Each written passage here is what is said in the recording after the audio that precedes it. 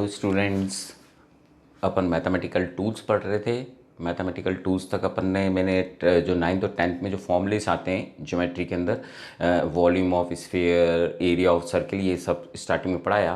फिर मैंने टिग्नोमेट्री पढ़ाई, फिर उसके फॉर्मूलेस निकालने बताया कि किस तरह से अपन साइन 135 की वैल्यू निकालेंगे। इन वैल्यूज़ को कैसे, मैंने कहा था ऑलवेज यूज़ 180 और 360 as the level of net level पर। तो आपको ऑलवेज यही ध्यान रखना है कि आप 180 का यूज़ करें और 360 का यूज़ करें ऑलवेज, है ना। और कभी भी 90 और 270 का यूज़ ना करें, क्योंकि इनकी ज़रूरत नहीं पड़ती है अपन को। और फिर मैंने आपको जो जैसे साइन 105 की वैल्यू तो कैसे निकालते हैं, तो sine a plus B, cos a plus B, इनके फॉर्मूलेस बताए और कुछ एक्स्ट्रा फॉर्मूलेस भी बताए जो कभी कभार थ्योरी में देखने को मिलते हैं जब अपन किसी चीज़ का एक्सप्लेनेशन कर रहे होते हैं। अपन अब आगे आज अपन पढ़ने वाले हैं। पहले स्टार्टिंग में थोड़ा सा जो बचा हुआ ब्लॉक है, माने मैं चाह रहा था कि आपको जो 90 और साइन 270 का जो यूज़ करते हैं करना नहीं है, क्योंकि मैथमेटिक्स वाले जानते हैं, उनकी बुक्स में है, पर फिर भी कभी कभार देखने को मिल जाता है, इसलिए मैं वो लिख रहा हूँ। स्टार्टिंग पर वहीं से कर रहे हैं। इस सेकंड जो लेक्चर है मेरा मैथमेटिकल टूल्स पर, तो उसको ही अपन स्टार्टिंग में देख रहे हैं कि कैसे कन्वर्ट करना है। तो उसको मैं कुछ इस तरह से लिख रहा हूँ, 90 प्लस माइनस थीटा हो, मैं जस्ट एक एग्जांपल ले रहा हूँ, या फिर अपन बोलें तो साइन 90 प्लस थीटा हो, या फिर अपने साइन 270 प्लस माइनस थीटा हो, तो अपन को कन्वर्ट जो करना है वो कुछ इस तरह से कन्वर्ट करना है। मीन्स साइन थीटा जो होगा it's convert into cos theta, sine theta होगा वो भी कन्वर्ट हो जाएगा कॉस थीटा के अंदर। मीन्स जस्ट, और ये फर्स्ट रूल कि साइन हो तो कॉस में कन्वर्ट करना है, वैसे ही अगर कॉस हो जो काम में आ रहा है सिर्फ मैं उतना ही लिख रहा हूँ। अगर 90 प्लस माइनस थीटा लिखना हो, या फिर अपन को लिखना हो साइन 90 प्लस 270, ये तो साइन का हो गया। कॉस के लिए अगर कन्वर्ट करना होता दोनों के लिए अपन को, तो कॉस के लिए अगर अपन को कन्वर्ट करना होता 270 plus minus theta, then we use cos को कन्वर्ट कर देते साइन में, और डेट इज़ ऑल्सो साइन में। मीन्स ये कन्वर्जन करने में एक अपने आप में ही प्रॉब्लम है कि अपन को ये भी सोचना पड़ जाता है, पर जब अपन 180 यूज़ कर रहे होते हैं या 360 यूज़ कर रहे होते हैं तो साइन साइन बना रहता है, कॉस कॉस बना रहता है। तो इसका मतलब है एक जो रिलैक्स मिल जाता है कि अपन को ये जो कन्वर्जन है उसकी ज़रूरत नहीं पड़ती, इसलिए इनका यूज़ नहीं करना है, पर जस्ट बता रहा हूँ आपको। तो वैसे ही अगर tan लिखा होता, tan theta 90 plus minus theta लिखा होता, तो it's convert into cot theta. चाहे वो tan 270 के लिए लिखा होता तो भी यही होता, 270 प्लस माइनस थीटा होता, तो that is means tan theta है तो कॉट थीटा कर देते, और कॉट थीटा होता तो tan थीटा कर देते।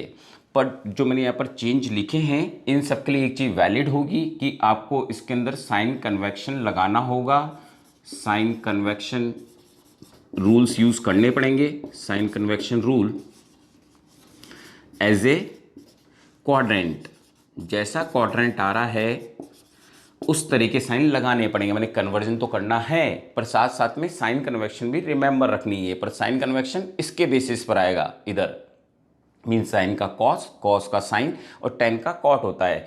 कई बोर्ड्स के अंदर ये चीज़ें 10th में भी पढ़ा दी जाती है 90 प्लस के यूज़ की। तो जस्ट नोट डाउन, इस पर कुछ क्वेश्चंस बता रहा हूँ कि कैसे अपन 180 में कर पाते ईजिली, और इसमें यहाँ पर प्रॉब्लम हो रही थी। मीन साइन कन्वेक्शन यूज़ होगा। जैसे सेकंड क्वाड्रेंट की बात करें तो कॉस क्या होता है, नेगेटिव, तो इसका मतलब जो कन्वर्ट करेंगे तो यहाँ पे माइनस का साइन आएगा, रिमेंबर।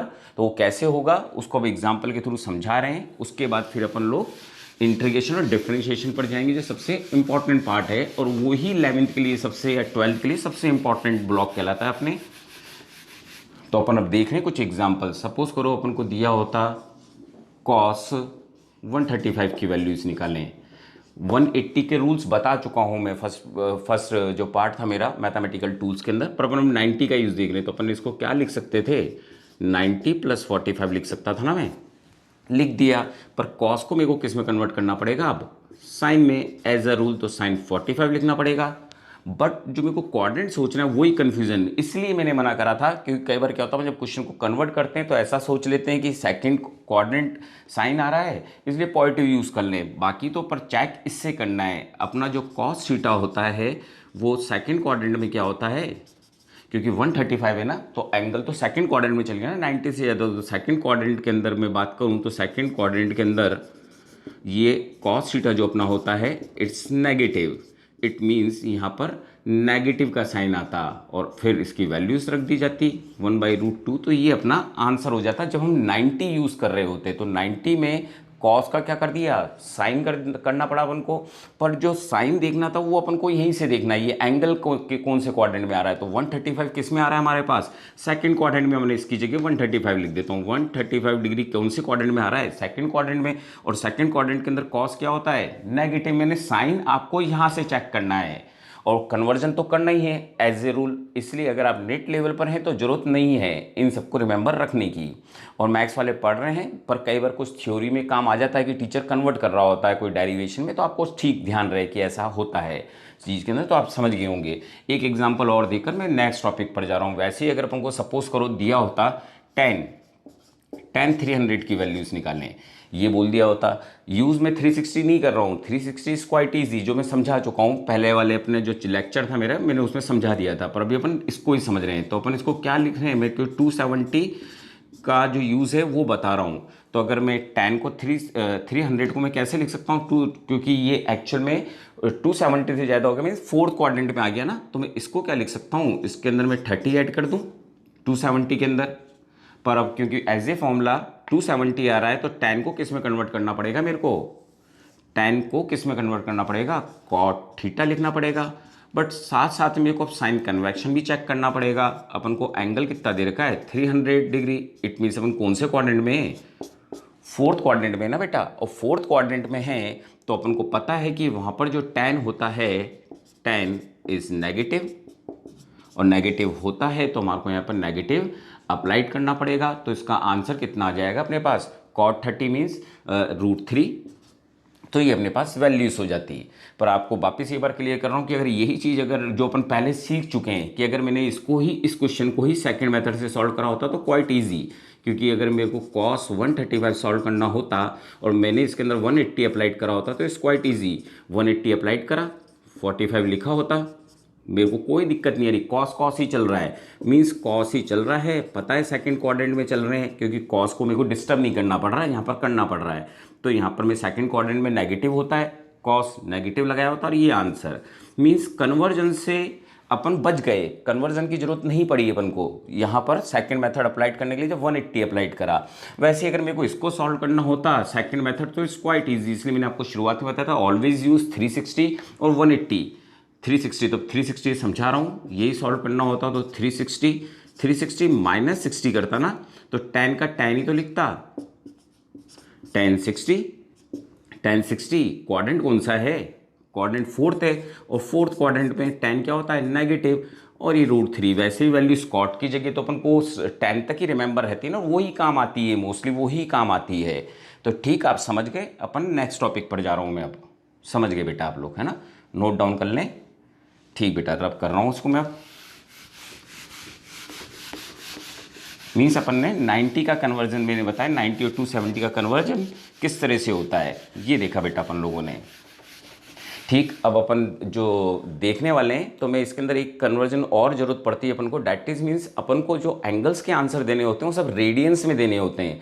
और कभी कभार अपन को कुछ एस्ट्रोनॉमिकल या ग्रेविटेशन के क्वेश्चन कर रहे हो तो कई बार सेकंड भी दे रखा होता है। तो कुछ अपने पास रीडिंग्स हैं जो पता होनी चाहिए, मैंने क्या क्या एंगल्स की कौन कौन सी यूनिट्स हैं।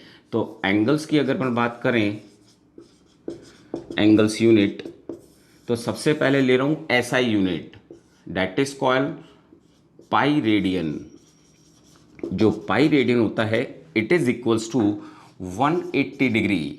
डिग्री को आप पहचानते हैं बेटा छुटपन से ही, तो 1 डिग्री हो गया अपने पास, डैट इज द रिलेशन। इसका मतलब है जो पाई है, pi radian, pi is the unit in the SI unit है, रेडियन में पाई से ही अपन को रिप्रेजेंट करना होता है। थोड़ी देर में समझाने वाला हूँ। वैसे कुछ रीडिंग्स और होती है अपने पास, जैसे कि अपन बोल रहे हैं कि जो 1 डिग्री होती है, 1 डिग्री जो होती है डैट इज मीन्स बड़ी है, ये यूनिट बड़ी है, ये 180 के बराबर हो रही है, means radian is larger unit in compare two degree, क्योंकि ये पाई रेडियन है और ये 180 डिग्री है। वैसे ही अगर मैं 1 डिग्री की बात करूं, मैंने डिग्री लिख रखा है, रिमेंबर के लिए एक बार और लिख देता हूं कि अगर मैं 1 डिग्री की बात करूं कि 1 डिग्री किसके बराबर होता है, तो डैट इज मीन्स 60 मिनट्स के बराबर होता है। 60 मिनट को ऐसे भी लिखा जाता है एक डैश के साथ। तो फिर 1 मिनट कितना होता है, मीन्स एंगल्स की ही डिफरेंट डिफरेंट यूनिट्स देख रहे हैं। इंडिया में डिग्री चलती है, छुटपन से आप डिग्री यूज़ करते आ रहे हैं। वैसे ही बात करूं कि 1 मिनट कितने के बराबर होता होगा, 1 मिनट ऐसे लिखूं चाहे मैं इस तरह से लिखूं, ये बराबर होता है 60 सेकेंड के। That is means 60 double dash as a prime, double prime. तो इसका मतलब है पाई रेडियन जो है 180 डिग्री के बराबर होता है, 1 डिग्री 60 मिनट्स के बराबर होता है, और 1 मिनट 60 सेकेंड्स के बराबर होते हैं। तो that is also the units of angles, angles की यूनिट है। पर इनका यूज़ कैसे करना है वही अपन यहाँ पर देख रहे हैं। नॉर्मली जो अपने क्वेश्चंस रहते हैं वो कुछ इस तरह से रहते हैं। कन्वर्जन की जो अपने ज़रूरत पड़ती है वो कुछ ऐसे ज़रूरत पड़ती है। That is important. 1 डिग्री को अगर मेरे को रेडियन में कन्वर्ट करना हो तो पाई अपॉन 180 आ जाएगा ना, and convert into radian. Means आप कुछ और चीज़ याद रखें ना रखें, आप प्लीज़ ये याद रखें, क्योंकि अपन को जो न्यूमेरिकल्स करने होते हैं वो ऐसा यूनिट्स में करने होते हैं, और जो अपन को एंगल्स दिए जाते हैं always in degree, always in degree. तो इसका मतलब है अपन उसको कुछ ऐसे कन्वर्ट करेंगे। तो प्लीज़ रिमेंबर, एक ये रिमेंबर रखें। और कुछ हद तक आईआईटी मेंस की बात करें या एडवांस की बात करें तो कहीं ना कहीं हमारे को सेकंड की भी जरूरत पड़ती है। 1 सेकंड कितने के बराबर होगा, डैट इज ऑल्सो रिमेंबर। ये तो रखें ही सही रिमेंबर बेटा। साथ साथ में एक और याद रखना है कि 1 सेकेंड, जब 1 सेकेंड अपन से पूछा जाएगा कि 1 सेकेंड किसके बराबर होता है, तो 1 second equals to pi upon 180 into 60 into 60, then it's convert into radian, then it's convert into radian.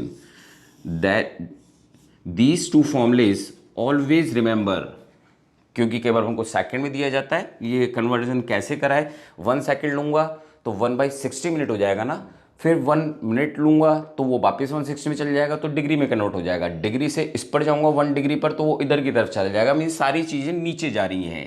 और 1 डिग्री कितने के बराबर होता है, पाई बाई 180। 1 सेकंड कितने बराबर होता है, पाई इतने के। तो 2 सेकंड कितना होगा, इस पूरे ब्लॉक को 2 से मल्टीप्लाइड कर देंगे ना। ठीक, कुछ एग्जांपल्स यहीं पे ले रहा हूँ, फिर अपन दूसरे ब्लॉक पर जा रहे हैं। तो कुछ एग्जांपल, जैसे कि अगर अपन से बोला जाए कि 90 डिग्री था, कन्वर्ट इन रेडियन, ऐसा ही यूनिट है, रेडियन में कन्वर्ट करना है। रेडियन में तो अपन इसको कन्वर्ट कैसे करते, अभी अपन ने देखा 1 डिग्री बराबर पाई बाई 180 होता है। तो मैं 90 डिग्री को किससे मल्टीप्लाइड कर दूं, पाई बाई 180 से। सॉल्व करता हूं तो ये पाई बाई 2 आ जाएगा ना, पाई बाई 2 रेडियन। ये रेडियन में आंसर है। रेडियन को अपन कुछ ऐसे भी लिख देते हैं, पाई बाई 2, पर नो नीड फॉर, पर रिमेंबर होना चाहिए कि हाँ एज ए अपर लिखा जाता है। जैसे यहाँ पर लिखते हैं ना 180 डिग्री, तो वैसे ही पाई बाई 2 रेडियन ऊपर लिखी जाती है यूनिट। जैसे इसका भी एक्चुअल दिखे तो ये तो मैंने इंग्लिश में लिख रखा है, पर सिंबल तो अपर ही जा रहा है ना, प्राइम वाली जगह पर, ऊपर ऊपर, इसमें भी ऊपर, तो वैसे इसमें भी ऊपर। तो ये मैंने एक कन्वर्जन बताया कि कैसे अपन को कन्वर्ट करना है। ठीक है बेटा, है ना। आगे अपन 1-2 क्वेश्चन और देख लेते हैं, फिर अपन टॉपिक पर, नेक्स्ट टॉपिक पर जा रहे हैं। फिर अपन मैथमेटिकल टूल्स में, मीन्स अगर अपन को एग्जाम्पल में बोला जाता है कि इसको कन्वर्ट करो 60 डिग्री को, तो 60 डिग्री को कन्वर्ट करना होता अपन को रेडियन में। तो क्या करते हैं अपन, 60 इंटू पाई बाई 180 ये लिख देते ना बेटा अपन, समझ रहे हो। तो अपन इसको जब कन्वर्ट करता तो ये कितना आ जाता अपने पास, पाई बाई 3 आ जाता ना। तो इट मीन्स हमारे को इस तरह की वैल्यूज रखनी होगी वहाँ पर एग्जाम में, जब अपन को, क्योंकि जब एंगल्स रखने होंगे तो रेडियंस में रखने होंगे, क्योंकि ये जो मैंने कन्वर्ट किया है इस कन्वर्ट इनटू रेडियन। और इस तरह से भी बाकी आपकी प्रैक्टिस होती चली जाएगी। जब आप 11th में थोड़ा और कंटिन्यू पढ़ेंगे तो आपकी प्रैक्टिस डिग्री से रेडियन में कन्वर्ट हो जाएगी। जैसे कि कहीं पे अगर पाई बाई 3 लिखा होगा तो आप समझ जाओगे 60 डिग्री का एंगल है, अगर पाई बाई 6 लिखा होगा तो समझ जाओगे 30 डिग्री का एंगल है। सब धीरे धीरे सब प्रैक्टिस में आ जाएगा। तो ये मैथमेटिकल टूल्स के कुछ एग्जाम्पल्स लिए थे। मीन्स 90 को कन्वर्ट करके बताया, 60 डिग्री को कन्वर्ट करके दिखाया। ठीक बेटा, नोट डाउन कर लो बेटा, है ना। ठीक, अब नेक्स्ट टॉपिक देख रहे हैं। कुछ अपने फॉर्मूलेस, मीन्स मेरे को पढ़ाना तो इंटीग्रेशन डिफरेंशिएशन है, पर उससे पहले कुछ बेसिक चीज़ें और पता रहनी चाहिए, क्योंकि उनमें भी मैं उनका यूज़ करूँगा तो उनका मतलब पता होना चाहिए कि क्या थे वो। तो अपन सबसे पहले देख रहे हैं इसके अंदर लॉगरिथम देख रहे हैं बेटा अपन। तो डैट इज मीन्स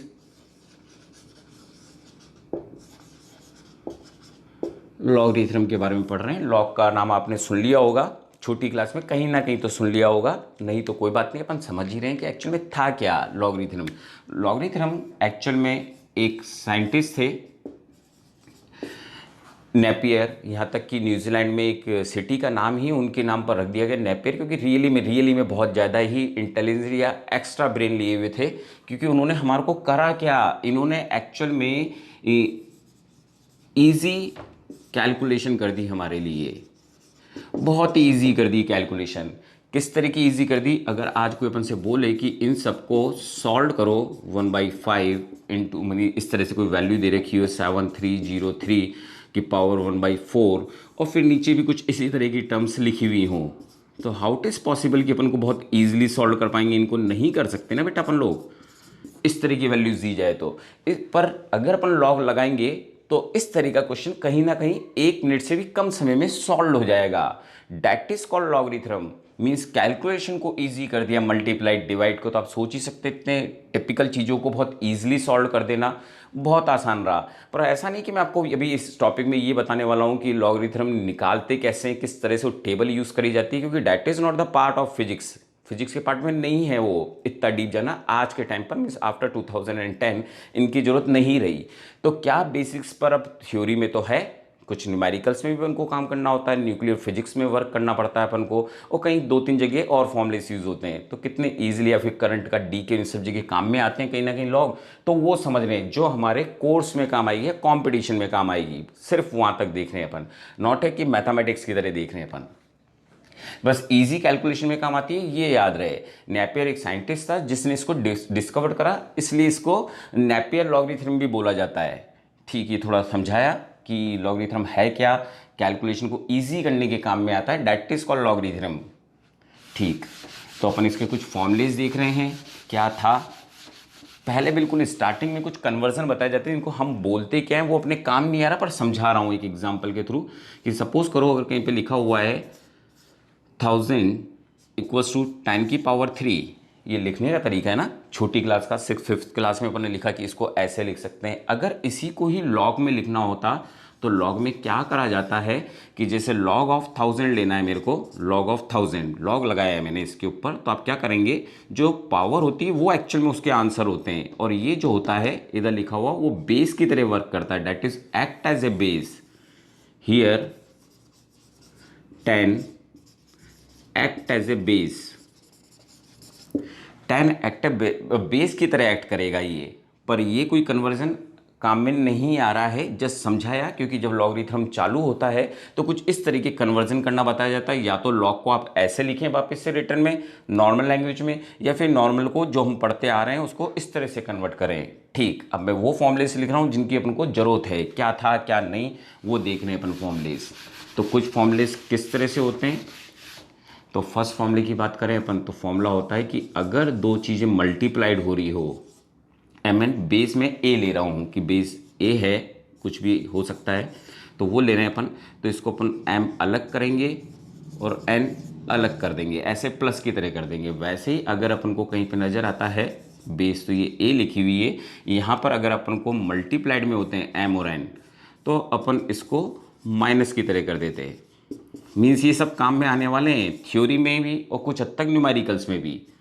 ज़्यादा डीप नहीं जाएंगे, ओपन होने का जो जाएगा वो तरीका भी एक्सप्लेन करूँगा किस तरह से होगा। वैसे ही अगर पावर के ऊपर पावर दे रखी हो, मीन्स कोई डिजिट के ऊपर पावर दे रखी हो, तो इस पावर गो इन फ्रंट, बिल्कुल फ्रंट में चली जाएगी। तो ये एंड ऐसे इन सब के नीचे बेस लगा हुआ है और ये एम हो गया। तो ये 4 फॉर्मूलेस हो गए। एक फॉर्मूला और है अपने पास, बस जो नॉर्मली यूज़ में आता है अपने पास, कि अगर कोई डिजिट और उसका बेस दोनों ही सेम हो जाएं, both are same, then answer become 1। दोनों चीज़ सेम होगी तो आंसर 1 होगा। बेस और digit both are same, then answer is 1, answer is 1। Remember, तो ये कुछ फॉर्मूले से जो अपन को ध्यान में रखने, ये बहुत ज़्यादा काम आता है कि इसको अपन को आगे लेना होता है। ठीक बेटा, तो ये फॉर्मूले से मल्टीप्लाइड में होंगे तो प्लस में, डिवाइड में होंगे तो माइनस में, पावर ऊपर हो तो फ्रंट में ले जाएंगे अपन। ठीक, तो ये लॉगरिथम के स्टार्टिंग जनरल फॉर्मूले हैं अपने पास। ठीक, तो इस 4 फॉर्मूले से बहुत कुछ चीज़ें सॉल्व हो जाती हैं। इसके बाद अपन कुछ देख रहे हैं कि आखिर खुद अपने आप में कितने तरह की, एक एक्सपोनेंशियल समझाने वाला हूँ थोड़ी सी देर में। एक्चुअल में लॉगरिथम भी अपने एक्चुअल में दो तरह की है। एक को बोलते हैं अपन नेचुरल लॉगरिथम, नेचुरल लॉगरिथम जो इन्होंने तब समझी, इन्होंने चालू ही तब करा लॉगरिथम को। मान लिया कि हाँ कैलकुलेशन इजी करी, पर मेनली इनका काम ये था कि कुछ चीज़ें ऐसी हो रही थी हमारी दुनिया में, जैसे कि किसी बैक्टीरिया का ग्रोथ करना कुछ अलग ही तरह से वर्क कर रहा था, वो हमारे कोई लीनियर ढंग से काउंटिंग की तरह वर्क नहीं कर रहा था, या सेम डिफरेंस की वजह से वो कुछ एक्सपोनेंशियली कन्वर्ट हो रहे थे। इसलिए जो अपनी नेचुरल लॉगरिथम कहलाता है उसको कुछ इस तरह से लिखते हैं, या तो सिर्फ एल एन लिखते हैं, एल एन जस्ट लिख एल एन, या फिर अपन लिखते हैं लॉग पर जो उसका बेस होता है वो ई रखते हैं, डिजिट कुछ भी आ सकती है आगे। तो ये दो पैटर्न है लिखने के कि बेस उसका ई होगा, मीन्स ये इसका नेचुरल लॉगरिथम का लिखने का तरीका है।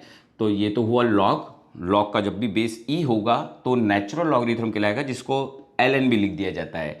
सेकंड बोलें, और यहाँ पर ई क्या था, व्हाट इज ई, तो here E is exponential function होता है। अभी थोड़ी देर में बताने वाला हूँ इसके बारे में, थोड़ा बहुत बताने वाला हूँ। एक्सपोनेंशियल फंक्शन है एक्चुअल में, जिसकी जो वैल्यू होती है वो कुछ इस फॉर्मूले से निकाली जाती है, 1 + 1 + 1 + 1/2। चलो कोई इसकी ज़रूरत नहीं है कि पूरा फॉर्मूले को ड्राइव करूँ, 1 + x + x²/2।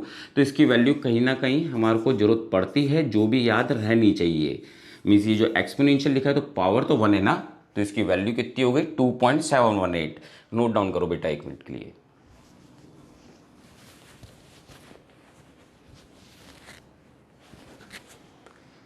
ठीक, वैसे ही सेकंड की बात करें अपन, तो ये था नेचुरल लॉगरिथम, जो एल एन और लॉग की बेस ई नज़र आएगी आपको बेस की लिखी हुई। जैसे कि अगर मेरे को लॉग कुछ ऐसा दिखेगा, आपको कोई भी वैल्यू लिख देता हूँ, 27 लिख देता हूँ, पर यहाँ पर ई लिखा हुआ दिखेगा, जस्ट एग्जाम्पल दे रहा हूँ।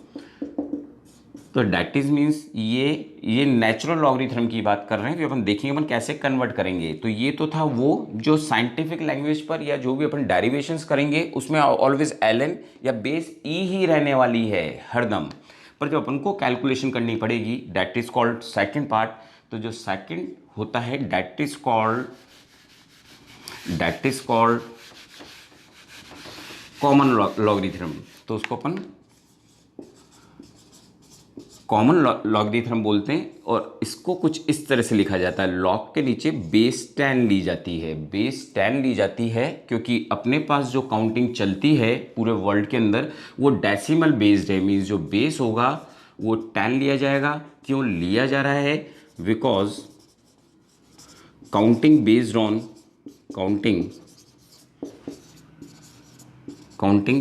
On decimals. डेसिमल वो पॉइंट ना समझ के आप ये समझे 0 1 2 3 4 5 6 7 8 9 मीन्स टोटल ये 10 क्वांटिटीज काम में ली जाती है। इसलिए हमारी जो काउंटिंग है, जो भी हम लोग पढ़ रहे हैं सारी काउंटिंग्स, वो 10 बेस्ड अपनी कैलकुलेशन है, इसलिए बेस 10 लिया जाता है। ये ही यूज़ करेंगे अपन कैलकुलेशंस में, ये ही यूज़ करेंगे कैलकुलेशन के अंदर। ठीक, सबसे इंपॉर्टेंट बात जो अपन देखने वाले हैं, कैलकुलेशन में इसी का यूज़ होने वाला बेटा। अब अपन को क्या होगा, जब भी कोई न्यूमेरिकल होगा या कोई फॉर्मूला होगा, वो हमेशा बेस ई के वाला ही होगा। इससे पहला जो मैंने बताया था नेचुरल लॉगरिथम के फॉर्म में होगा, पर अपन को कैलकुलेशन करने के लिए उसको कॉमन बेस वाले में लाना पड़ेगा हमारे वाली कैलकुलेशन के अंदर। तो इसका मतलब इसको कन्वर्ट कैसे करते हैं नेचुरल को कॉमन के अंदर। तो सपोज करो अगर मैं एक एग्जाम्पल ले रहा हूँ कि इसका बेस ई था और डेट इज कॉल्ड एम। अब मेरे को कन्वर्ट करना था अपनी वाली कैलकुलेशन में, जिससे अपन कैलकुलेशन कर सकें लॉगरिथम के अंदर। तो मेरे को 2.303 से मल्टीप्लाइड करना पड़ेगा, और देन आफ्टर जो भी इसका मेथड है वो अपन अप्लाइड कर देंगे। तो that is also very very important, जो अपन को रिमेंबर रखनी है। नोट डाउन करो बेटा इसको।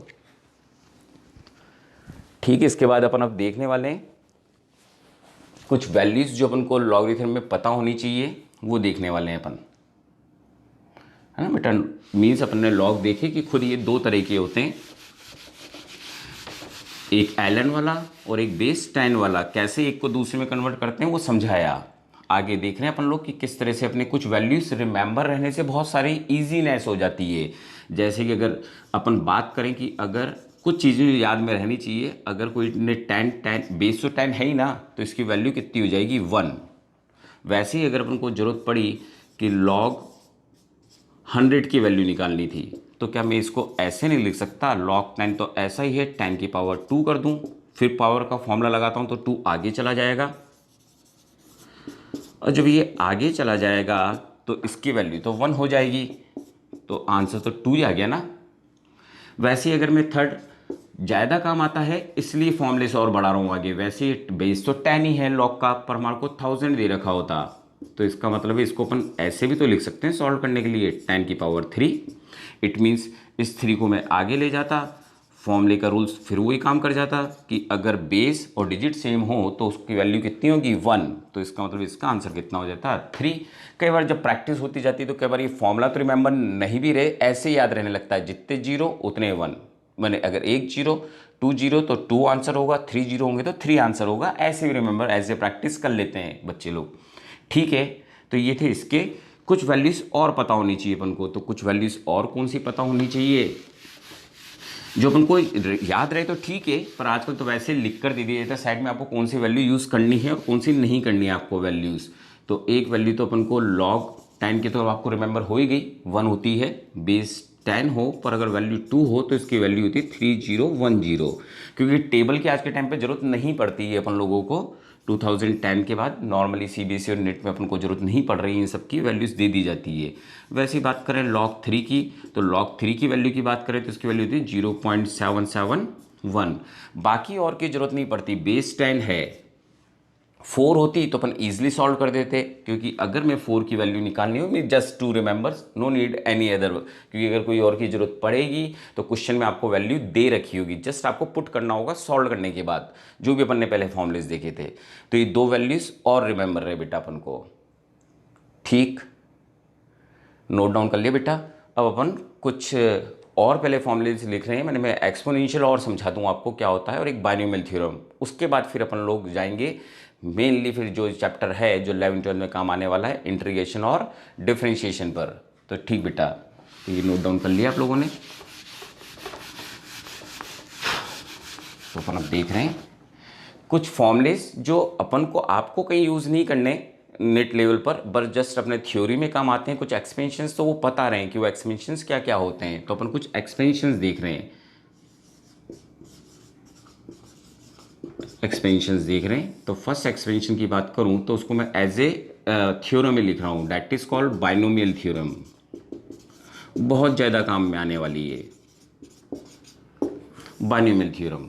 बाइनोमियल थ्योरम इतनी ज़्यादा है कि अपन जब यूनिट एंड डायमेंशन चालू करेंगे तो वहाँ पर भी इसका यूज़ आ जाएगा, मैंने स्टार्टिंग फंडामेंटल चैप्टर में नजर आएगा। बाइनोमियल थ्योरम होती है जो फॉर्मूला कुछ इस तरह से था कि अगर किसी की पावर n दे रखी हो तो इसको जब अपन ओपन करेंगे तो ये कुछ इस तरह से ओपन होगा।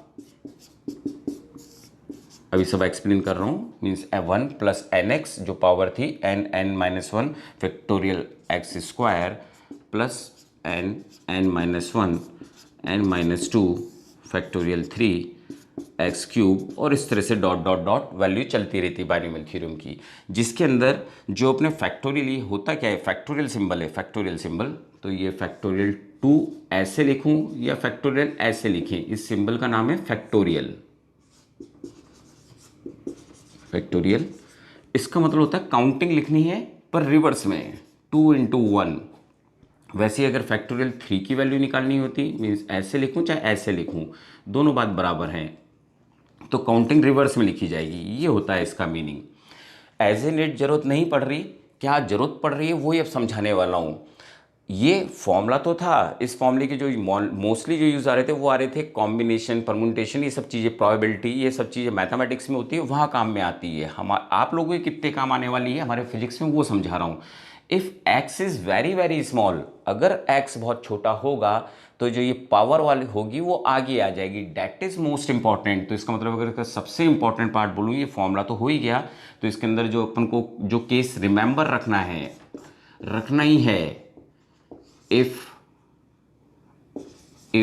x is very very small than 1 से बहुत ही छोटी हो ये पीछे वाली टर्म, देन तो उस समय अपन क्या करते हैं, जो ये फॉर्मूला होता है 1 + x⁴n तो ये पावर आगे आ जाती है, मीन्स एक्स के साथ लग जाती है, डेट इज इसके बाद नहीं लेते, क्योंकि अगर कोई बहुत छोटी चीज़ होगी तो उसका स्क्वायर तो और भी छोटा हो जाएगा ना, तो इनको अपन नेगलेक्ट कर देते हैं पीछे की टर्म्स को, सिर्फ आगे वाली 2 टर्म्स काम में लेते हैं अपन, क्योंकि ये चीज़ समझा चुका हूँ एक बार पहले भी कि अगर कोई भी छोटी चीज़ का स्क्वायर करेंगे तो वो और छोटी हो जाएगी। जैसे कि अगर मैं 0.2 है एक वैल्यू जो अपने आप में छोटी है, अगर मैं इसका स्क्वायर कर देता हूँ तो ये तो 0.04 हो जाएगी ना, ये तो और छोटी हो गई।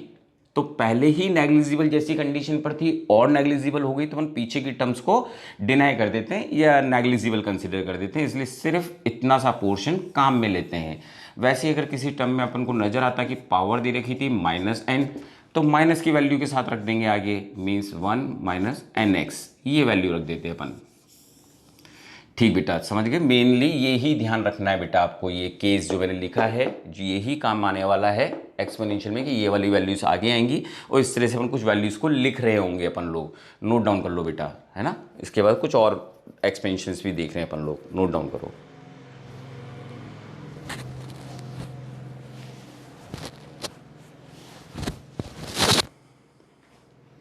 ठीक, वैसे ही जरूरत नहीं है, पर अब जब ये टॉपिक ले लिया है तो इसको भी अपन देख लें। वैसे ही होता है एक्सपोनेंशियल एक्सपेंशन, जो भी मैंने लॉग में देखा था आप लोगों ने, मैंने ई लिख रखा था,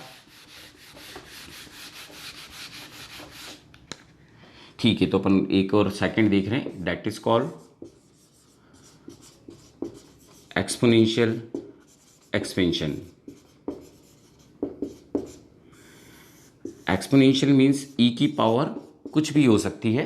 एक्सपोनेंशियल की जरूरत ही क्यों पड़ी, बहुत सारी चीज़ें हमारे को ऐसी नज़र आ रही थी, जो मैंने थोड़ी देर पहले भी बताया कि कुछ कर्व अलग ही ढंग से चल रहे थे, जिनका एक्सप्लेनेशन हमारी एल्जेब्रा नहीं दे पा रही थी जो हम लोग पढ़ रहे थे। इसलिए एक नया तरह का एक फंक्शन मैथमेटिक्स में निकाला गया, जैसे कि अपने sine theta cos theta trigonometry निकाली गई हाइट वाइट मेजर करने के लिए। वैसे ही हमको कुछ चीज़ें जो प्रैक्टिकल में समझ में नहीं आ रही थी कि कैसे न्यूक्लियर डीके करता है हमारी बॉडी का ही, किस तरह से न्यूक्लियर डीके करते हैं, कैसे ग्रोथ करते हैं बैक्टीरिया से, इनका पता नहीं लग रहा था। तो एक नई टर्म निकाली जो कोरिलेट कर गई उन सब चीज़ से, जिसे हम पता कर पाए कि कौन कितने टाइम में डीके कर जाएगा, कौन सी बैक्टीरिया कितने ग्रोथ करेंगे, कितनी 1 घंटे में ही बहुत सारी ग्रोथ कर जाएंगे या बहुत कम ढंग से करेंगे, या सेल डिस्चार्ज कैसे होता है या चार्ज कैसे होते हैं। माने जो 12th में आएंगे अपने पास टॉपिक्स, तो वहाँ पर एक्सपोनेंशियल से ही उनको एक्सप्लेन करा गया। तो जो इसका फॉर्मूला था, no need to run, just बता रहा हूँ कि ई की पावर एक्स होता है तो इसका फॉर्मूला कुछ ऐसे लिखा जाता है फैक्टोरियल के साथ, तो डेट इज़ द फॉर्मूलेज। ये कुछ इस तरह का एक्सपेंशन होता है जिसको अपन एक्सपोनेंशियल एक्सपेंशन बोलते हैं। बाकी जस्ट इनफ कि हाँ ई कोई चीज़ होती है वो अपन समझ जाएं कि क्या होती है। जैसे मैंने बताया कि ये चीज़ किस में काम में आ रही थी, न्यूक्लियर डीके में काम आ रही थी, है ना। बैटरी को जब चार्ज कर रहे थे अपन लोग या फिर डिस्चार्ज कर रहे थे, तो जो प्रोसेस हो रहा था उसका चार्जिंग होते समय ग्रोथ करना या फिर डिस्चार्ज होते समय डिक्रीज होना, वो कुछ हमारी एल्जेब्रा से नहीं रिलेट हो रहे थे। इसलिए हमने एक फंक्शन निकाला एक्सपोनेंशियल, जो अपने आप में एक बहुत बड़ा चैप्टर है, या फिर बोले तो ग्रोथ ऑफ बैक्टीरिया। ये कुछ प्रैक्टिकल एग्जांपल दिए कि कहाँ पर यूज़ कर रहे थे अपन लोग। नो नीड कि अपन को इसको पढ़ना है या कुछ करना है, बस ठीक है एक बार देख लिया काफ़ी था, क्योंकि इंटीग्रेशन डिफरेंशिएशन पे ही कमांड करना है अपन को मेनली। तो ये था एक्सपोनेंशियल एक्सपेंशन। वैसे ही अपने पास होता है लॉग का भी एक एक्सपेंशन रहा, जो भी ज़रूरत नहीं पड़ती है अपन को। तो लॉग का कुछ एक्सपेंशन जो रहा वो अपने पास लॉग का एक्सपेंशन बेटा देख रहे हैं अपन। तो लॉग की बात करूं तो लॉग के अंदर भी एक लॉगरिथम लॉग एक्सपेंशन देख रहे हैं अपन, means that is called third. Log का एक्सपेंशन भी होता है, काम नहीं आता पर कहीं ना कहीं आईआईटी मेंस लेवल तक काम आ जाता है। तो वो उस फॉर्मूले को एक्स से ही चालू करते हैं और इनमें फैक्टोरियल नहीं आते हैं, प्लस माइनस कुछ इस तरह से वैल्यूज़ चल रही होती हैं। और फिर आईआईटी की बात करें तो फिर बहुत सारे और भी हैं जो एक्सपेंशन नॉर्मली अपन मैथमेटिकल टूल्स में नहीं लेते, कि साइन थीटा का भी एक्सपेंशन होता है, कॉस थीटा का भी एक्सपेंशन होता है, उनके भी एक्सपेंशन वो उनकी बुक के अंदर है, मैथमेटिक्स की बुक के अंदर, वहीं पर ही पढ़ते हैं उसको। तो ये थे अपने नॉर्मल मैथमेटिक्स के बारे में अब अपन पढ़ेंगे। मेनली जिस टॉपिक के लिए अपन मैथमेटिकल टूल्स पढ़ रहे थे, दैट इज कॉल्ड इंटीग्रेशन और डिफरेंशिएशन लेने वाले हैं बेटा अपन लोग। ठीक बेटा, नोट डाउन कर लो इसको। ठीक बेटा, अपन ने अब सब कुछ देख लिया है। मैंने जो अपन को फंडामेंटल्स ज़रूरत थी, लॉग समझा दिया, एक्सपोनेंशियल समझा दिया, थोड़ा बहुत जो जितनी ज़रूरत है उतना समझा दिया। अब अपन देख रहे हैं डिफरेंशिएशन और इंटीग्रेशन, आखिर ये थे क्या। मीन्स अपन जो पढ़ने वाले हैं, थोड़ा सा पहले डेफिनेशन देख रहे हैं, फिर उनको समझेंगे। मीन्स अपन एक नया टॉपिक देखने वाले हैं। कितना नया है, तो ये बहुत ही नया है टॉपिक, इसलिए अपन को ये हायर क्लासेस में समझाया जा रहा है। Means that is called differentiation और एक होता है इंटीग्रेशन। ये थे क्या, पहले थोड़े से सिंबल्स मैंने बात को समझ भी लें। जो भी अपन पढ़ने वाले हैं डिफरेंशिएशन इंटीग्रेशन के अंदर, ये शुरू में थोड़ा सा डिफिकल्ट लग सकता है, पर नॉट न्यूमेरिकल्स नॉट भी डिफिकल्ट, बट हमारे को कुछ फॉर्मूलेस हैं जो रिमेंबर रखने होते हैं। और शुरुआत में स्टार्टिंग में थोड़ी सी प्रॉब्लम्स रहती हैं, क्योंकि ये बिल्कुल वैसी ही प्रॉब्लम है जैसे कि मैंने शुरुआत में नर्सरी में ABCD पढ़ी, पर कब कैसे यूज़ करना है उसमें थोड़ा वक्त लग गया हमारे को। वैसे ही इनके साथ है, बाद में इट्स क्वाइट ईजी जब प्रैक्टिस में आएंगे। और मैं जो भी अभी स्टार्टिंग में समझा रहा हूँ, वो हो सकता है कि अगर आप सिर्फ 11th लेवल के हैं तो मेरी बात समझ में ना आए, पर हाँ ये बात क्वाइट इजी है कि आपको न्यूमेरिकल समझ में आएंगे, आपको सॉल्व करना आ जाएगा। पर हाँ उसका मतलब क्या है वो समझ में नहीं आएगा। तो कल छुटपन में भी नहीं आ रहा था, A फॉर एप्पल और बॉय सब कुछ लिख रहे थे, पर बात को कोरिलेट नहीं कर पा रहे थे, इसलिए हम कोई और वर्ड यूज़ नहीं कर पा रहे थे। एप्पल A माने एप्पल ही समझ रहे थे, A फॉर अमित भी हो सकता है, ये बात नहीं समझ रहे थे अपन लोग।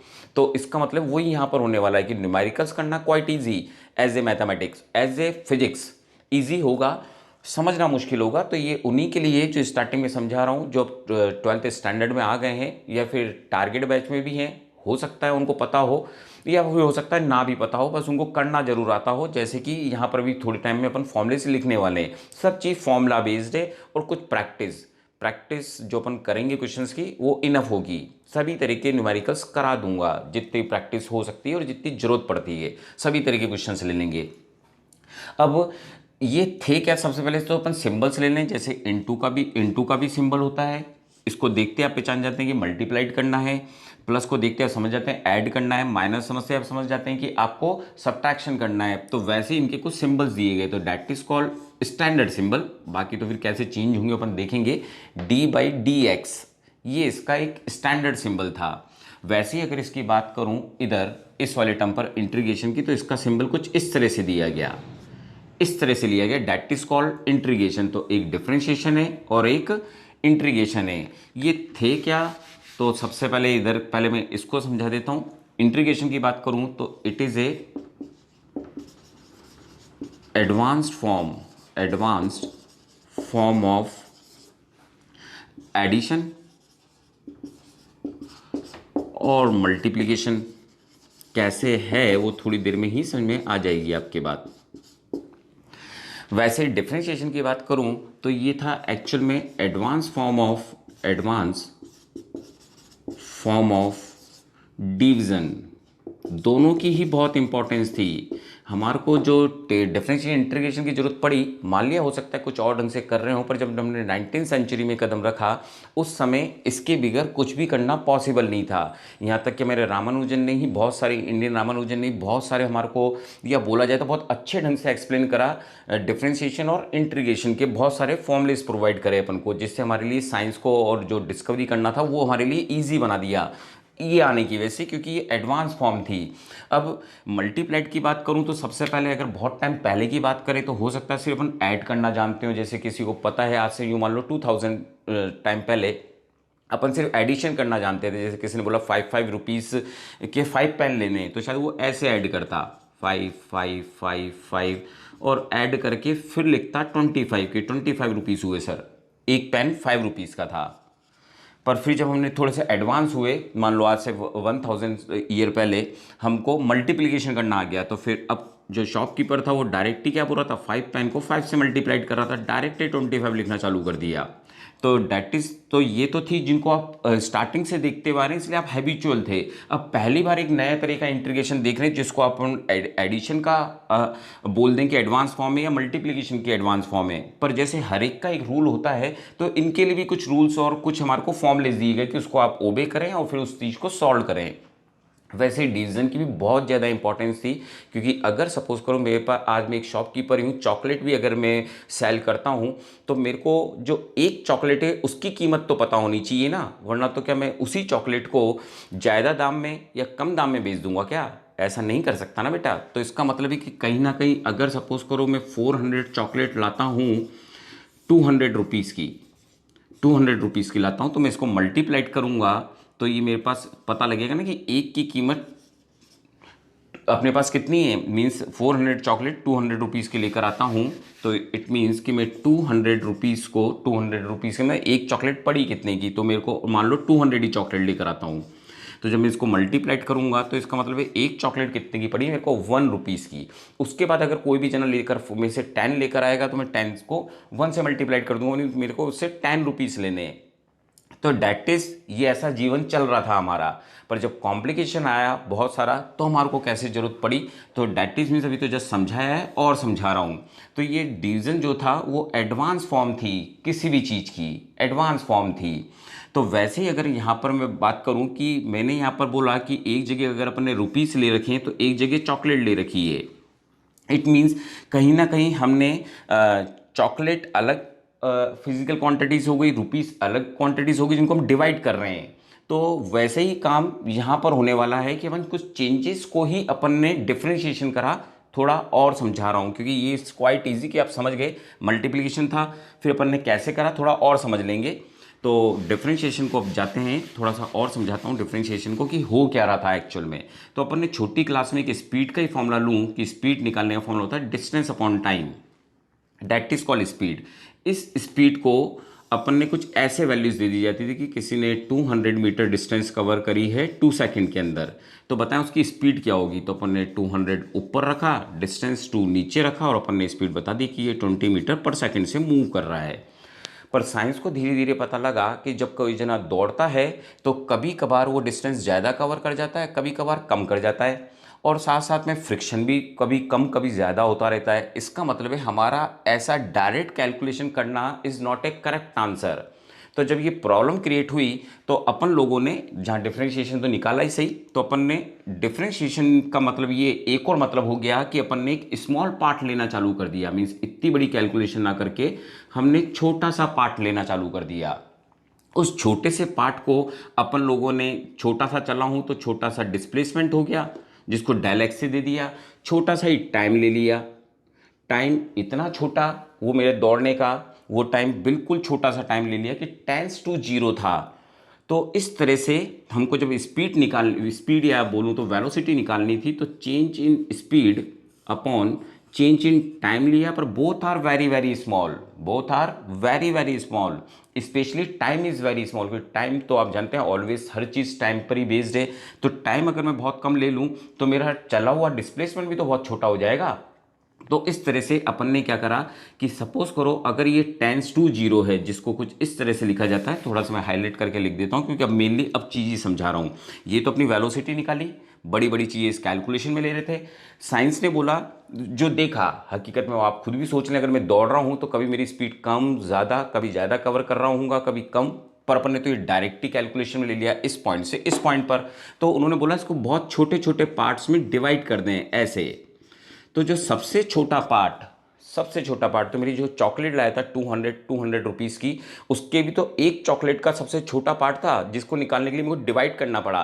तो वही यहाँ पर है कि वेलोसिटी निकालनी थी तो अपन ने पहले छोटी सी जगह की निकाली उसकी स्पीड, छोटा सा चेंज, छोटा सा टाइम स्मॉल डिस्प्लेसमेंट, या चेंज बोल दें, चेंज इन, क्योंकि आप जानते हैं ना टाइम भी चेंज हो रहा है, that is also the same of symbol of change को भी रिप्रेजेंट करता है। पर अगर मैं इस टाइम को बहुत ही स्मॉल कर दूं, जो ये टाइम है इस 10 to 0 हो जाए ये वेलोसिटी के फॉर्मूले में, तो इसको अपन कुछ इस तरह से लिखने लगे ds/dt, क्योंकि d इसका सिंबल था। तो अपन ने इसका सबसे छोटा ब्लॉक निकाल लिया, इसका, वेलोसिटी का, इस जगह पर वेलोसिटी का। फिर अगर मैं इसका इंटीग्रेशन कर दूं तो ये पूरे का निकल जाएगा ना यहाँ से यहाँ तक का। यही इसका थीम था जो कैलकुलेशन में, पर अगर आप 11th में हैं तो कोई बात नहीं आ सकती बात समझ में, जब जैसे जैसे आप आगे पढ़ोगे, क्योंकि ना आप ऐसे अभी वर्ड्स देख रहे हो जो मैं आपको समझा रहा हूँ, बट आपको तो अब न्यूमेरिकल्स करना सिखाना है और वो आपको आ जाएगा, चाहे आप बिल्कुल न्यू कमर ही हैं, जस्ट अभी 11th में एंट्री ली है आप लोगों ने, तो भी आपको सब कुछ समझ में आ जाएगा न्यूमेरिकल्स करना, क्योंकि तो फॉर्मूला बेस्ड है, फॉर्मूला अप्लाइड करा, जैसे आपने a+b का होल स्क्वायर था यूज़ करते चले गए और प्रैक्टिस में आ गया वो फॉर्मूला आपके a+b का होल स्क्वायर का, तो वैसे ही ये भी सब कुछ आ जाने वाले हैं, क्योंकि फॉर्मूलेस बहुत सारे हैं पर अपने जो फिजिक्स में काम आते हैं, जो मैथमेटिकल जीरो चैप्टर्स में हैं और जो अपने 12th कोई भी कंपटीशन के लिए जो ज़रूरत पड़ती है फिजिक्स में, वो सब कुछ अपन यहाँ पर देखने वाले हैं, है ना। तो वो वाले फॉर्मूलेस अपन लिखना चालू कर रहा हूँ बेटा मैं। तो वो फॉर्मूलेस देख रहे हैं, बस मैंने आपको ये एक्सप्लेन करा कि जो अपन ने छोटा सा निकाला था इसी का अगर अपन इंटीग्रेशन कर देंगे तो अपन बड़ी चीज़ सॉल्व कर देंगे, मैंने कहाँ से कहाँ तक चलना है उसके बारे में कैलकुलेशन कर लेंगे। ठीक बेटा, अपन अब फॉर्मूलेस लिखने वाले हैं इनके, जिनको वही अपन यूज़ करेंगे। मीन्स स्मॉलेस्ट पार्ट जो था किसी का भी, और एक चीज़ और जो मैंने डिस्टेंस और टाइम ले रखा था, तो आप जानते हैं ना दोनों अलग अलग चीज़ें थी, जैसे डिवाइड्स में आती हैं, तो यहाँ पर भी ये चीज़ें अलग अलग ही थी। ऊपर डिस्टेंस था, चेंज इन पोजीशन बोल दूँ, और नीचे टाइम आ रहा था उसके अंदर। अब अपन फॉर्मूलेस नोट डाउन करना चालू कर रहे हैं बेटा, है ना। तो कुछ फॉर्मूलेस हैं जिनको आप लिखना चालू करें आप इसके अंदर। तो पहला फॉर्मूला अपन ले रहे हैं,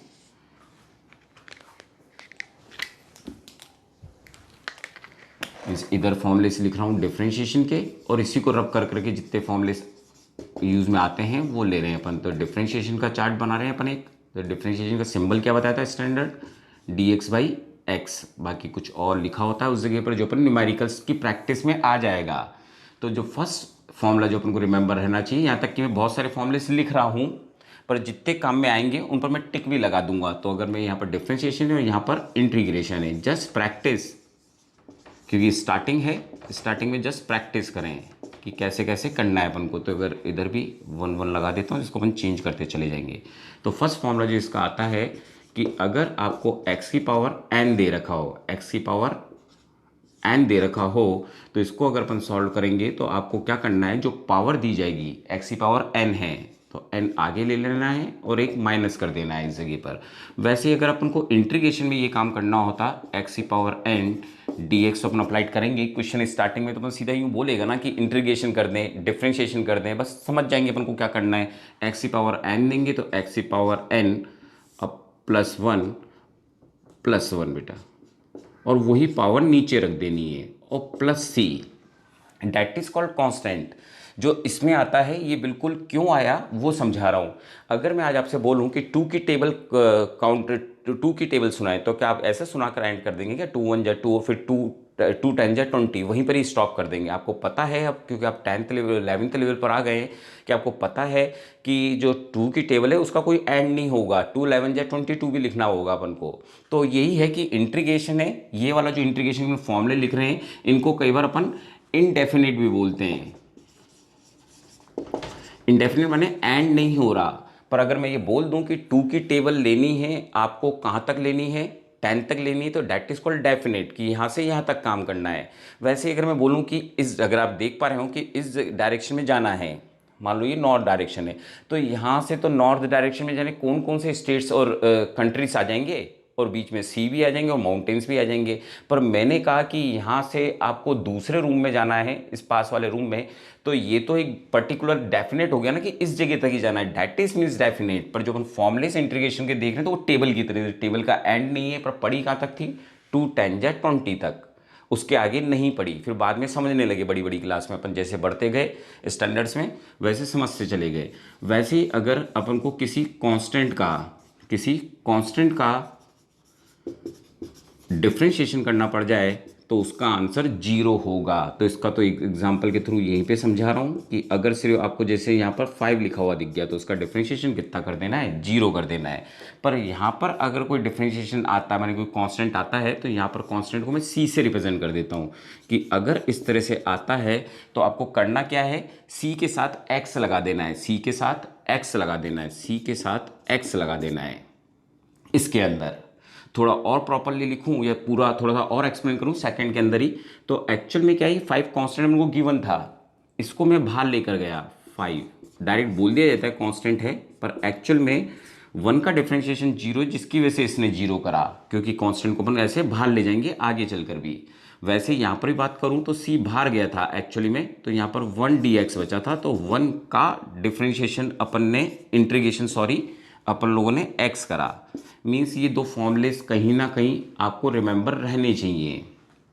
ठीक, नोट डाउन कर लिया बेटा? तो ये दो फॉर्मूलेस थे, नोट डाउन करो, मैंने दोनों का। मीन्स अगर कांस्टेंट होगा तो जिसका भी रिस्पेक्ट dx दे रखा होगा तो x लगा देंगे अपन। ये तो c सब में ही चलना है क्योंकि कंटिन्यू टेबल है, और इसके अंदर टेबल का कोई एंड नहीं होता, इसलिए अपन कंटिन्यू या कांस्टेंट बोल दिया जाता है।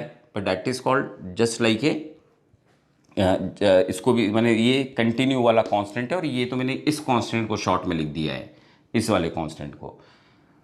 अंडरस्टैंड बेटा कि कैसे करना है? नोट डाउन कर लो बेटा एक मिनट। ठीक, अब अपन कुछ और फॉर्मूले से लिख रहे हैं, तो ये दो फॉर्मूले थोड़े से इंपॉर्टेंट थे, तो अपन अब थर्ड फॉर्मूला देख रहे हैं दोनों तरफ ही। तो अगर अपन थर्ड फॉर्मूला यहाँ पर लिखें, जो अपन टिग्नोमेट्रिकल जो जो सबसे पहले काम में आते हैं, मैं उन्हीं को लिख रहा हूँ। तो अगर कहीं पे आपको साइन एक्स लिखा हुआ दिखेगा तो आप कॉस एक्स कर देंगे। पहले इधर की फिल कर देता हूँ। वैसे अगर D Y by D X cos X दिखता है आपको, तो आप माइनस साइन एक्स करेंगे। और सबसे ये बोलूँगा बेटा स्टूडेंट से कि पहले आपको डिफरेंशिएशन पे ही कमांड करना है, क्योंकि सबसे ज़्यादा जो अपने फॉर्मूलेस होते हैं वो ज़्यादातर डिवाइड के फॉर्मूलेस होते हैं। चाहे अपन पावर का फॉर्मूला देख लें, चाहे अपन वेलोसिटी का फॉर्मूला देख लें, एक्सेलरेशन का फॉर्मूला देख लें, तो मोस्टली हमारे जो क्वेश्चन हैं तो कमांड डिफरेंशिएशन पर हो गया तो ही इंटीग्रेशन पे कमांड होगा। इसलिए आप डिफरेंशिएशन पर ही शुरुआत में अगर बिल्कुल अभी आए 11th क्लास में, तो इन्हीं पर डिफरेंशिएशन पर ज़्यादा कमांड करें आप। वैसे अगर अपन बात करें कि अगर अपन को दिया होता tan x, तो tan x का फॉर्मूला हो जाता sec स्क्वायर x, और dy बाई डी एक्स अगर sec x का निकालना होता अपन को तो वो हो जाता अपने पास sec x tan x। यहाँ पर अब ईजीनेस ये भी है कि जो फॉर्मूले यहाँ ये जो फॉर्मूलेस हैं यहाँ से रिवर्स होना चालू हो गए हैं, तो इसलिए भी इंटीग्रेशन रिमेंबर करने में ज़्यादा दिक्कत नहीं आती है कि अगर ये थर्ड, फोर्थ, फिफ्थ और सिक्स्थ एक फॉर्मूला और यहाँ पर लिख रहा हूँ। वैसे ही एक फॉर्मूला होता है D Y by D X E की पावर एक्स, तो इसका आंसर ई की पावर एक्स ही रहता है। वैसे यहाँ पर देख रहे हैं कि अब ये इंटीग्रेशन के फॉर्मूले लिख रहे हैं, तो जस्ट रिवर्स कॉस एक्स का पूछा जाएगा, कॉस एक्स का इंटीग्रेशन, तो that is called sine X plus C, तो कंटिन्यू आ ही रहा है, साइन एक्स का कॉस एक्स, तो कॉस एक्स का साइन एक्स। याद रखें इनको, अपने आप प्रैक्टिस हो जाएगी इधर वाले की। फिर वैसे ही अगर मैं इधर देखूं कि अपने पास साइन एक्स, अगर साइन एक्स की वैल्यू निकालनी हो तो कोई क्वेश्चन में तो माइनस का साइन नहीं लगाते ना, इसलिए माइनस का साइन उधर आ जाता है, माइनस कॉस एक्स प्लस सी, ये वैल्यू आ जाती है। वैसे ही इसके अंदर सेक स्क्वायर एक्स होगा तो उसका इंटीग्रेशन हो जाएगा tan x। और सिक्स्थ की बात करूं तो ये अपने पास sec x tan x का आंसर हो जाएगा, sec x tan x का आंसर हो जाएगा, dx भी सिंबल है ना तो वो लिख रहा हूँ पीछे में, तो sec x tan x का आंसर क्या हो जाएगा, sec x हो जाएगा। और वैसे ही अगर सेवंथ बोलूँ कि इंटीग्रेशन e की पावर x का करना हो तो वो e की पावर x ही रहेगा। तो इसका मतलब है ये जो e की पावर x वाला फॉर्मूला वो तो दोनों में ही सेम हो गए, कोई दिक्कत ही नहीं हुई अपन को सॉल्व करने के लिए। ठीक, यही फॉर्मूले से जो मोस्टली अपने काम में आने वाले हैं, जितने लिखे थोड़े से और लिख रहा हूं पर दैट इज इनफ। फिर अपन सिर्फ डिफरेंशिएशन समझेंगे पहले कि डिफरेंशिएशन के कौन से और एक्स्ट्रा फॉर्मूलेस हैं, जो डिफरेंशिएशन पे ही कमांड करेंगे सबसे पहले अपन लोग। नोट डाउन कर लो बेटा एक बार।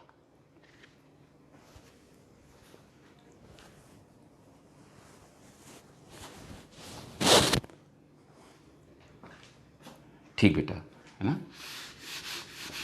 अब जो फॉर्मूलेस हैं वो इंपॉर्टेंट नहीं हैं, इसलिए मैं इंपॉर्टेंट को रिमूव कर रहा हूँ। sec x sin x वाले भी फॉर्मूलेस काम में नहीं आते, sin x और cos वाले ही इंपॉर्टेंट रहते हैं।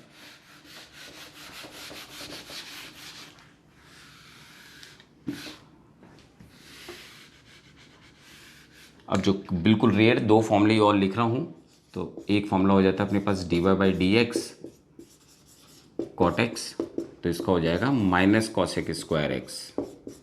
और वैसे ही अगर अपन को कॉसेक एक्स का निकालना होता तो उसका फॉर्मूला हो जाता माइनस का कॉस एक्स कॉट एक्स। ये फॉर्मूले हो जाते अपने पास। तो वैसे ही यहाँ पर हो जाते अपने पास formulas just reverse. Cosec square X जो काम में नहीं आते, मैंने that is not the important, कहीं पे देखने को नहीं मिल रहे, बस जब हम प्रैक्टिस करेंगे तो वहाँ पर यूज़ करेंगे इनका।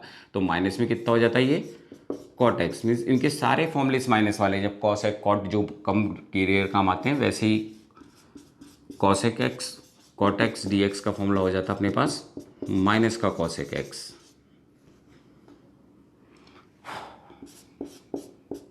और प्लस सी तो चल रहा है क्योंकि अपन इंटीग्रेशन कर रहे हैं इधर, दैट इज मीन्स टेबल वो चलती रहेगी ना एडिशन के अंदर, जब तक कि कोई लिमिट नहीं लगेगी। अपन देखने वाले हैं लिमिट लगाने के लिए क्या होगा। ठीक, तो ये था अपना डिफरेंशिएशन और ये था अपना इंटीग्रेशन के कुछ फॉर्मूलेस जो आपको प्रैक्टिस करनी है। जो इससे पहले लिखाए थे वो ही सबसे इंपॉर्टेंट है, वो ही बार बार में काम में आएंगे। एक फॉर्मूला और होता है जिसको जस्ट और रिमेंबर कर लें, दैट इज कॉल्ड कि अगर अपन को वैल्यू लॉग डिफरेंशिएशन करना हो अपन को, ये भी थोड़ा सा काम आ जाता है फॉर्मूले को, कि अगर log x दे रखा हो तो उसका इंटीग्रेशन होगा, सॉरी उसका डिफरेंशिएशन होगा 1/x। और वैसे अगर अपन यहाँ पर जाते हैं तो जस्ट रिवर्स 1/x dx का जो फॉर्मूला होगा वो log x हो जाएगा। That is the formulas for differentiation and integration. ये इनके फॉर्मूलेस थे, बुक्स में भी सब जगह लिखे हुए जिनको आप रिमेंबर कर सकते हैं अपनी बुक से, है ना, क्योंकि मैं तो अब न्यूमेरिकल्स ही सबसे इंपॉर्टेंट है कि कैसे समझने हैं वो देखने वाले हैं बेटा अपन लोग, है ना। तो नोट डाउन करो बेटा इन फॉर्मूलेस को, है ना, फिर अपन कंटिन्यू कर रहे हैं आगे। ठीक बेटा, अब अपन लोग पहले डिफरेंशिएशन के कुछ एक्स्ट्रा फॉर्मूलेस देख रहे हैं और डिफरेंशिएशन पे ही न्यूमेरिकल्स करेंगे अपन लोग। तो डिफरेंशिएशन के कुछ एक्स्ट्रा फॉर्मूलेस लिख रहा हूँ, मल्टीप्लाइड और डिवाइड के। और एक और देखेंगे अपन function of function, chain rule भी बोलते हैं उसको अपन एग्जांपल्स के थ्रू समझेंगे। तो फर्स्ट ऑफ ऑल अपन देख रहे हैं कुछ एक्स्ट्रा फॉर्मूलेस, है ना, एक्स्ट्रा फॉर्मूलेस फॉर डिफरेंशिएशन। तो वो फॉर्मूलेस होंगे कौन कौन से, तो एक होगा मल्टीप्लाइड का फॉर्मूला। तो अपन सबसे पहले देख रहे हैं मल्टीप्लाइड का फॉर्मूला क्या होगा। तो मल्टीप्लिकेशन करना हो अपन को तो वो टर्म्स में यूज़ कर रहा हूँ u और v, स्टैंडर्ड सिंबल्स जो दिए गए। तो सपोज करो अपन को दिया गया था u और v, ये दिए गए थे टर्म्स अपन को। तो u और v दिए गए तो अपन क्या करेंगे, u मैंने टर्न कर रखा और v सीधा स्ट्रेट रख रखा है, तो एक को अपन आगे लिख देंगे। मैंने एक एक बार दोनों का डिफरेंशिएशन करना है, वो आप कैसे भी कर लें। मैंने v का डिफरेंशिएशन करा है, dy/dx इस पर लगाया है, इसको जस्ट ऐसे ही लीव किया है मैंने। फिर मैंने इसका डिफरेंशिएशन कर दिया था तो इसको ऐसे ही रख दिया, और डिफरेंशिएशन किसका कर दिया, u का कर दिया।